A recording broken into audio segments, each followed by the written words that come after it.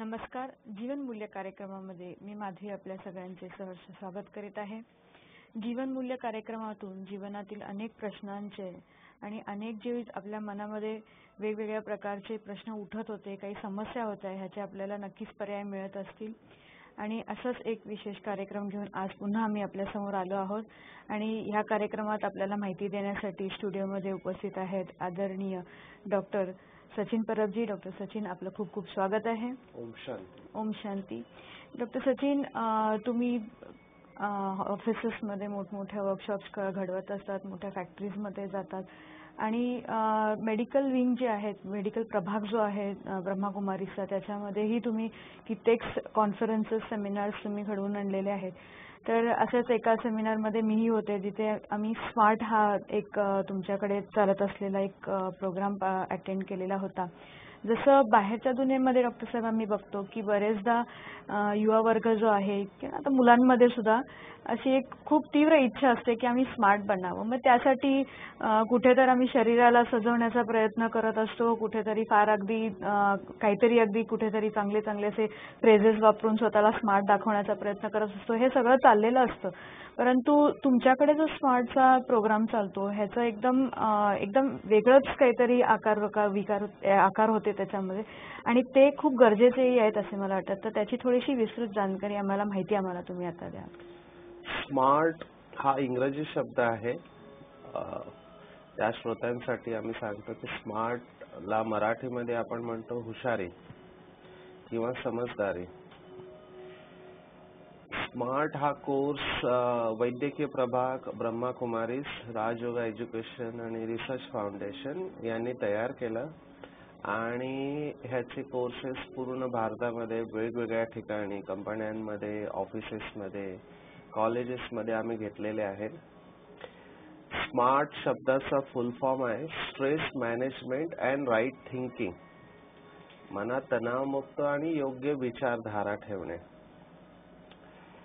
जसं तुम्ही म्हणालात की हल्ली प्रत्येक व्यक्ती स्मार्ट बनण्याचा प्रयत्न करत असतो किंवा स्मार्ट आहे असं दाखवण्याचा प्रयत्न करत असतो, पण स्मार्ट म्हणजे फक्त बाह्य रूपाने स्मार्ट बनणे नाही. मला इथे स्वामी विवेकानंदची एक गोष्ट आठवते. स्वामी विवेकानंदचा जो पेहराव होता आपण सर्व जाणतात, फेटा मोठा आणि ते भगवे वस्त्र. तर अशा पोशाखामध्ये ते अमेरिकेत वावरत होते. तर तिकडच्या लोकांना तो पोशाख म्हणजे विचित्रच वाटायचा. तर एका व्यक्तीने त्यांना विचारलं की तुम्ही असे काय कपडे घातले, तुम्ही एका जेंटलमॅन सारखे का नाही कपडे घालत, म्हणजे एका चांगल्या व्यक्तीसारखे तुम्ही कपडे काय नाही घालत जेंटलमॅन बनून. तर स्वामी विवेकानंदनी फार सुंदर उत्तर दिलं. ते म्हणाले की तुमच्या देशांमध्ये जो टेलर असतो तो जेंटलमॅन बनवतो, पण आमच्या देशांमध्ये चरित्र असतं ते जेंटलमॅन बनवतं. तर इथे प्रश्न तोच आहे की जर आपण आतून स्मार्ट असलो, आपले विचार श्रेष्ठ आणि पवित्र असले, तर आपण जेंटलमॅन बनतो. तर खरोखर स्मार्ट जर बनायचं असेल तर आपला तणाव आपल्याला मॅनेज करता आला पाहिजे. कारण आपण सध्या आता 21व्या शतकामध्ये आहोत. 21वे शतक हे 20व्या शतकानंतर आलेलं आणि 20व्या शतकामध्ये आपण 3 मोठी महायुद्ध पाहिले, एवढे सगळे आजार पाहिले जे अगोदर नव्हते आणि आता ते वाढत चाललेलं आहे. त्यामुळे हे फार उच्च तणावाचं युग आहे आणि ह्या युगामध्ये जर तुम्ही आपला तणाव मॅनेज नाही केला आणि तुम्ही आपल्या विचारांवर नियंत्रण नाही ठेवलं तर तुमच्याकडून भरपूर चुका होऊ शकतात, तुम्हाला आजारी होऊ शकतात. तर ही काळाची गरज आम्ही ओळखली आणि त्यानुसार ह्या कोर्स आम्ही संपादन केलं आणि ह्या कोर्सला फार चांगला प्रतिसाद आम्हाला पूर्ण भारतातून मिळत आहे. तर असा आहे हा स्मार्ट कोर्स. डॉक्टर साहेब, किती छान तुम्ही शब्दात सांगितलं की चरित्र आतून माणसाने, बाह्य रूपातून नाही परंतु आतून माणसाने स्मार्ट होणं, आपल्या विचारश्रेणीने स्मार्ट होणं खूप गरजेचं आहे. डॉक्टर साहेब, तुम्ही अनेक वर्कशॉप्स, कार्यशाळा घडवत असता आणि अनेक कंपन्यांमध्ये तुम्ही जाता. सध्या तिथली परिस्थिती काय? कारण आम्ही बघतो की अगदी जितकी अत्याधुनिक साधनं आहेत ती सर्व ह्या MNCs मध्ये आहेत, तरी सुद्धा बरेचदा तुमचे वर्कशॉप्स तिथे घडवले जातात. तर तुम्हाला एक्झॅक्टली तिथे गेल्यानंतरची तिथली परिस्थिती काय जाणून येते? सध्याचं जे युग आहे ते फार कॉम्पिटिशन आहे, म्हणजे स्पर्धात्मक युग आहे आणि या स्पर्धेमध्ये तुम्हाला जर राहायचं असेल तर यू हॅव टू परफॉर्म. म्हणजे तुम्हाला तुमची क्षमतेपेक्षाही जास्त कार्य करावं लागतं आणि डेडलाईन असतात आणि टार्गेट दिलेले असतात तुम्हाला. तर भरपूर वेळा आम्ही बघतो की जी काम करणारे एम्प्लॉईज असतात त्यांना फार तणाव असतो आणि आपण स्लाइडमध्ये पण पाहणार आहोत की भरपूर याच्यावर स्टडी झालेले आहेत. एक येल युनिव्हर्सिटीमध्ये स्टडी दाखवली आहे की जे एम्प्लॉई होते त्यांना 40% तणाव होता, 40% एम्प्लॉईंना तणाव, म्हणजे 100 पैकी 40 लोकांना एक्सेसिव्ह टेन्शन होतं. आणि ही फार चिंतेची वस्तू आहे, कारण जर ऑफिसमधल्या लोकांना जास्त तणाव आहे तर नुकसान त्या कंपनीचंच होतं, कारण ती लोक नेहमी आजारी पडतात, त्यांना कॉम्पेन्सेशन क्लेम द्यावं लागतं, सुट्ट्या घ्याव्या लागतात, त्यामुळे कामावर त्याचा प्रभाव पडतो. म्हणून भरपूर कंपन्या याच्यावर विचार करतात की काय केलं जाईल की जेणेकरून हा तणाव कमी करता येईल. त्यामुळे आम्हाला ते बोलवतात कंपन्यांमध्ये आणि ते सांगतात की तुम्ही यांना थोडं स्ट्रेस मॅनेजमेंट किंवा रिलॅक्सेशन असे टेक्निक शिकवा. तर त्या आम्ही त्यांना शिकवतो आणि अशा भरपूर स्टडी झालेल्या आहेत, जसं आपण स्लाइडमध्ये पाहणार आहोत की जसं हे लोक असं स्मार्ट सारखा एखादा कोर्स करतात ज्याच्यामध्ये तणावाचं नियोजन कसं करायचं आणि रिलॅक्स कसं राहायचं, आपल्या रागावर नियंत्रण कसं ठेवायचं, आपल्या विचारांना सकारात्मक कसं ठेवायचं किंवा आपला दृष्टिकोन सकारात्मक कसा ठेवायचा, हे आम्ही शिकवतो. तर ह्या स्टडीजनी देखील दाखवलं, जसं आपण स्लाइडमध्ये पाहणार आहोत की 70% लोकांचा अशा 22 स्टडी आहे ज्याच्यामध्ये पाहिलं की ज्यांनी आपलं तणावाचं नियोजन योग्य प्रकारे केलं तर 70% लोकांनी कॉम्पेन्सेशन मागणं कमी केलं. तर कंपनीला फार मोठा फायदा असतो की लोक सुट्ट्या घेत नाही, ॲब्सेंटीज नाही, कॉन्फ्लिक्ट्स म्हणजे दोन व्यक्तींमधला संघर्ष कमी होतो, एकमेकाला सहयोग द्यायला चालू होतात आणि त्यांचं शारीरिक आणि मानसिक स्वास्थ्य पण सुधारतं. तर हे आम्ही पाहिलंय आणि हा फायदा सगळ्यांना होतो. मी म्हणेन काम करणारे फक्त ऑफिसमध्ये नसतात, घर सांभाळणे पण फार मोठं काम आहे. मला आठवतं एक स्टडी हल्ली टाइम्स ऑफ इंडियामध्ये आलेले की ज्या माता घर सांभाळतात, तर ऑफिसमध्ये तर आपण 8 तास असतो फक्त, पण घर ही 24 तास जबाबदारी आहे. आणि युरोपमध्ये ह्याचं कॅल्क्युलेट केलं गेलं तर एक व्यक्ती जर संपूर्ण 24 तास कुठे काम करत असेल तर तिला किती कॉम्पेन्सेशन मिळालं पाहिजे. तर बघितलं की ज्या माता, कारण आपले टीव्ही बघणारे दर्शक माता पण असतील तर त्यांनी लक्षात घ्यावं की घर सांभाळणं ही पण फार मोठी जबाबदारी आहे आणि त्यांना लाखो रुपये पगार दिला तरच ते एवढं काम करू शकतील. तर त्यांचा पण रोल कमी नाहीये, त्यांना पण कदाचित घर सांभाळताना मुलांना किंवा जेवण बनवायचं किंवा घर स्वच्छ ठेवायचं ही पण फार मोठी जबाबदारी आहे आणि त्याचा पण तणाव येऊ शकतो. तर त्यांच्यासाठी पण हा कोर्स खूप चांगला आहे. डॉक्टर साहेब, तुम्ही आता म्हटलात की कॉम्पन्सेशन खूप कमी झालेलं आहे आणि फॅक्टरांना त्याच्यामुळे खूप फायदा होतो, जिथे तुम्ही म्हटलात की बरेचसे आजार सुद्धा कमी होतात. हे आजार जे आहेत हे एक्झॅक्टली कसे निर्माण होतात एखाद्या व्यक्तीमध्ये जेव्हा हे तणावामध्ये येतात तेव्हा काय त्याचा एक्झॅक्टली फॉर्म्युला असतो? कारण जर ऑफिसेसमध्ये कंपन्यांमध्ये होतंय तर नक्कीच घरामध्येही होत असणार. आमचे जे काही श्रोते आहेत त्यामध्ये ज्या महिला आहेत त्यांना हे जाणून घेण्यामध्ये अजून इंटरेस्ट असेल की काय एक्झॅक्टली होत असेल ज्याच्यामध्ये तुम्ही म्हटलात की कॉम्पन्सेशन कमी होतं. आता 8 तासाचं इतकं कॉम्पन्सेशन मिळतं, 24 तासाला नक्कीच जास्त मिळायला पाहिजे. तर आम्हाला जर क्लेम करायचं नसेल तर मग आम्हाला काय केलं पाहिजे?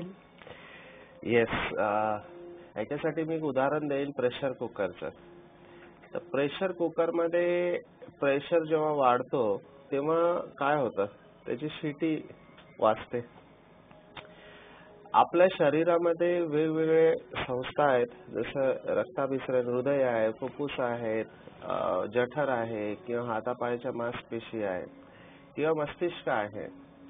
तर आपल्या सर्वांच्या शरीरामध्ये एक प्रतिकारक शक्ती असते, रोग प्रतिकारक, आणि प्रत्येक अवयवाची एक कॅपॅसिटी असते. ठीक आहे. तर जेव्हा तणाव येतो आपल्या शरीरामध्ये जो अंग कमजोर असतं नॅचरली तिकडे त्याचा प्रेशर जातो. तर आपल्यामध्ये ऑर्गन ऑलरेडी कमजोर आहे, अवयव, आणि तणाव, तर तणाव आणि त्याची शक्ती संपते. तर ही शक्ती हँडल करण्यासाठी आपली जी शक्ती असते नॅचरली असते आणि आपल्याला एक सपोर्ट मिळतो. जसं आता आम्ही बघतो की विदेशांमध्ये स्त्रिया काम पण करतात, घर पण सांभाळतात, पण त्याला नवऱ्यांकडून किंवा पतीकडून सहयोग मिळतो.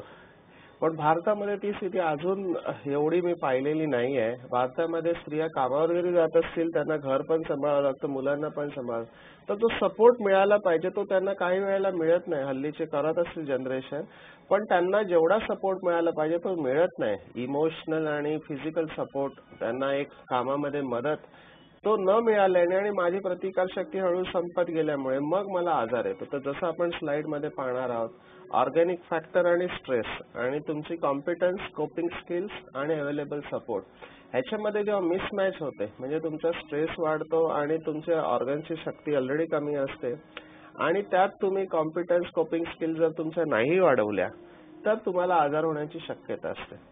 तर भरपूर वेळेला स्ट्रेस किंवा ऑर्गॅनिक फॅक्टर्स आपल्या कंट्रोलमध्ये नसतात, पण आपली शक्ती वाढवणे हे आपल्या कंट्रोलमध्ये असतं. ठीक आहे ना.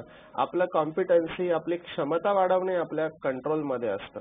तर हे कशा प्रकारे वाढवता येईल ते आम्ही शिकवतो, की जेवढं तुमच्या कंट्रोलमध्ये आहे ती तुमची शक्ती तुम्ही वाढवू शकता आणि ती वाढवण्यासाठी हा कोर्स आहे.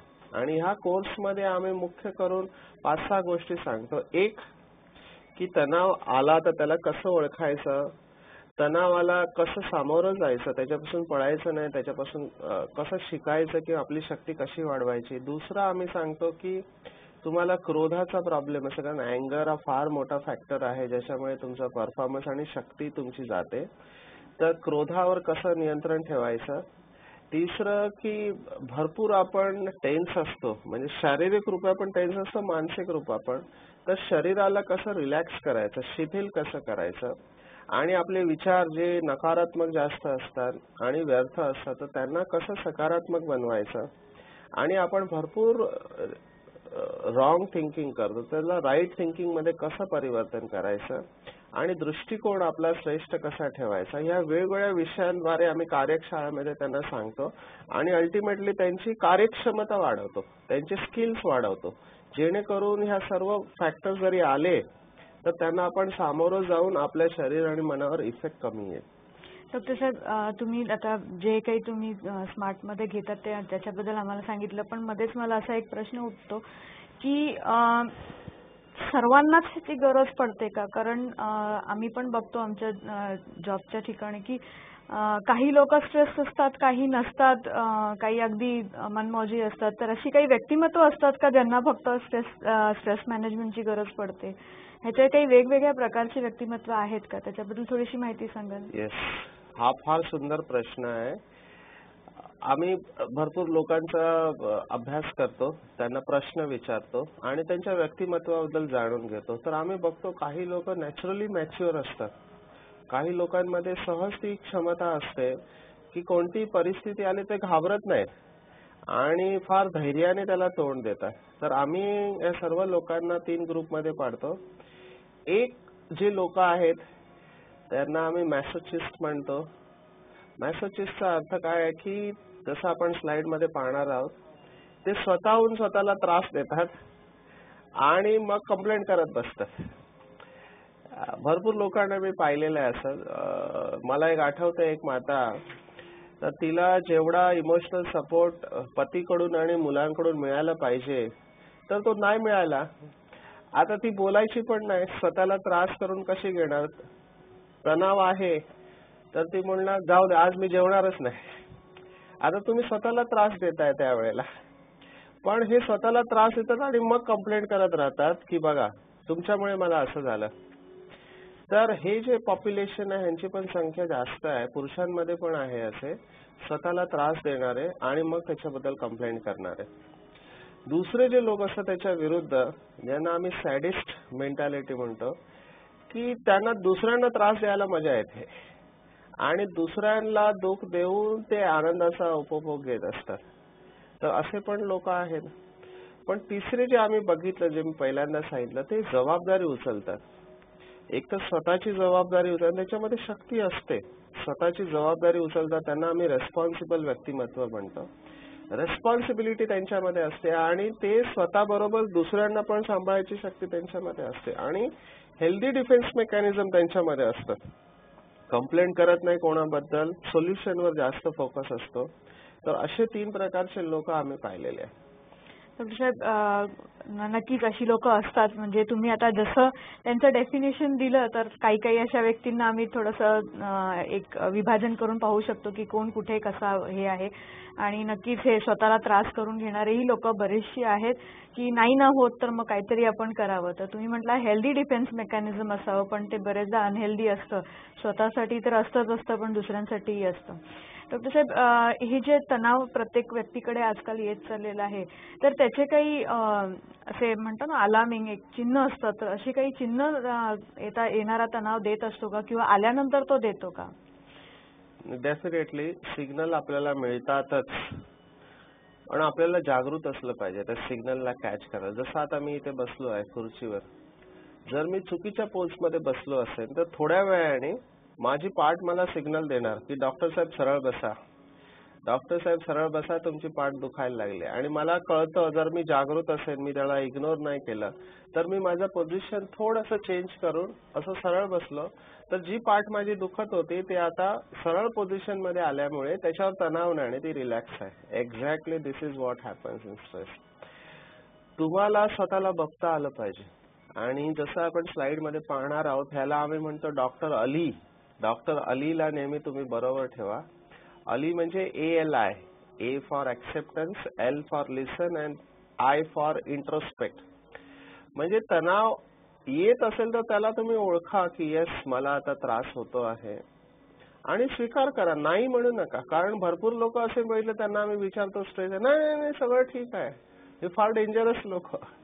कारण त्रास होतोय आणि तरी तुम्ही नाही म्हणताय तर तुम्ही निगेट करताय. तसं कधी करू नये. Accept that there is a stress आणि स्वतःचं तुम्ही निरीक्षण करा आणि बघा की कोणत्या परिस्थितीमध्ये मला तणाव येतो आणि जेव्हा तणाव येतो तो माझ्या शरीरातल्या कोणत्या हिस्स्यावर जातो, त्याचा इफेक्ट जातो. जसं मी बघितलंय की काही लोकांचं डोकं भरपूर दुखतं. दिवसभर काम केल्यानंतर संध्याकाळी त्यांचं डोकं असं ह्या बाजूला पकडतं. तर त्यांना कळलं पाहिजे की माझं दिवसभर काम केल्यानंतर इथे दोन्ही बाजूला डोकं का दुखतं, तर इथे एक मांसपेशीची अशी पट्टी असते ज्याला आम्ही टेम्पोरालिस मसल म्हणतो, ती आकुंचन पावते. तर त्यांना संध्याकाळी डोकं दुखतं. मुंबईमध्ये एक शब्द आहे की हल्ली हा शब्द प्रचलित झालाय मुन्नाबाई MBBS चित्रपटानंतर, आणि आम्ही म्हणतो की इसने मेरे दिमाग का दही बना दिया. किंवा मराठीमध्ये आम्ही म्हणतो की हा माझ्या डोक्यात गेलाय. किंवा एखादी परिस्थिती तुमच्या डोक्यात गेली तर डोकं तुमचं पकडणार. तर तुम्हाला बघायचं तुमचा तणाव डोक्यावर जातो. भरपूर माता ज्या असतात दिवसभर कार्य करतात, तर आम्ही बघतो की मातांमध्ये किंवा बहिणींमध्ये एक तर त्यांचं हिमोग्लोबिन कमी असतं. तर दिवसभर ते काम करतात, समजा तर लादी पुसायचे किंवा कपडे धुवायचे आहेत, तर ते वाकून काम करतात आणि त्यांना बरोबर पोश्चर माहीत नसल्यामुळे आम्ही बघतो आणि त्यांना गर्भाशयाचे पण प्रॉब्लेम असतात, पिरियड्सचे प्रॉब्लेम असतात. तर त्यांचा जो स्ट्रेस आहे तो पाठीवर निघतो, बॅक. तर पाठीचं दुखणं त्यांचं बळावतं दिवसभर काम करून की आणखीन जी काही कारणं असतील ती. त्यांची हाडं पण कमजोर असतात. जर त्यांनी आपलं कॅल्शियमचं लक्ष नाही ठेवलं तर तुमचा स्ट्रेस पाठीवर निघू शकतो. जर तुमच्यामध्ये भावना व्यक्त करायला तुम्हाला येत नाही आणि तुमच्या फॅमिलीमध्ये हार्टची हिस्ट्री आहे तर तुम्हाला छातीत दुखू शकतं. जर तुम्ही घाईमध्ये असाल, काही लोकांना नेहमी घाई असते ना, फार मोठा आजार आम्ही आता बघतोय घाईचा आजार. तर घाईच्या आजारामध्ये आम्ही बघितलं की ऍसिड जास्त निघतं किंवा तुमचे आतडे जास्त फास्ट पळतात, तर तुम्हाला ऍसिडिटीचा त्रास होऊ शकतो किंवा अल्सर पोटामध्ये इथे छातीमध्ये जळजळ होतं किंवा ढेकर येणं, फार विचार फास्ट चालतायत किंवा तुम्ही खाल्लेलं पचत नाही, तुम्हाला पुन्हा पुन्हा जावं लागतं पोट साफ करण्यासाठी. तर अशा प्रकारे तुमच्या सिस्टीम्सवर वेगळा इफेक्ट येऊ शकतो. तर तुम्हाला ओळखता आलं पाहिजे की जेव्हा टेन्शन वाढतं तेव्हा माझ्यामध्ये काय होतं. माझी झोप डिस्टर्ब होते काय, किंवा मला एकदम अस्वस्थ वाटतं का, किंवा माझ्या शरीरामध्ये कुठे इफेक्ट जातो, हे आपण ओळखता आलं पाहिजे. कारण एकदा मी ते ओळखलं तर मला कळतं की काय केलं पाहिजे ते. तर पहिलं आम्ही म्हणतो डॉक्टर अलीला तुम्ही बरोबर ठेवा.